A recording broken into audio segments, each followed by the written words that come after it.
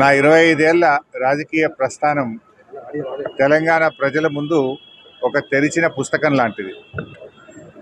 సరే, గత కొంతకాలంగా మా పార్టీ పైన, అదేవిధంగా నా పైన కొన్ని రాజకీయ పార్టీలు చేస్తున్నటువంటి వ్యాఖ్యలనే వారు కూడా చేయడం జరిగింది.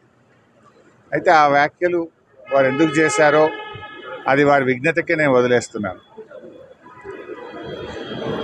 కేసీఆర్ గారి నాయకత్వంలో గత 2.5 దశాబ్దాల కాలంగా ఒక క్రమశిక్షణ కలిగిన కార్యకర్తగా రాష్ట్ర సాధనలో, రాష్ట్ర అభివృద్ధిలో నేను చూపిన నిబద్ధత, నా పాత్ర అందరికీ తెలిసినటువంటిదే.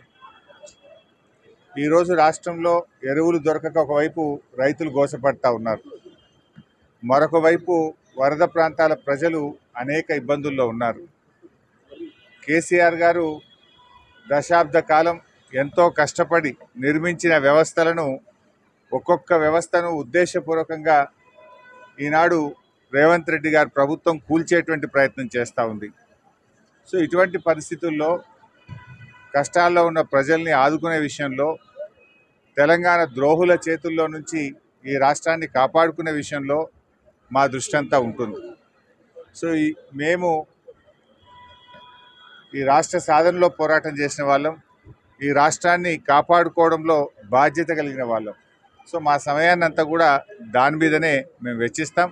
తప్పకుండా కేసీఆర్ గారి నాయకత్వంలో తిరిగి బీఆర్ఎస్ పార్టీని అధికారంలో తెచ్చుకొని ఈ ప్రజలు పడుతున్న కష్టాలను తొలగించడానికి అందరం కలిసికట్టుగా ముందుకు సాగుతాం.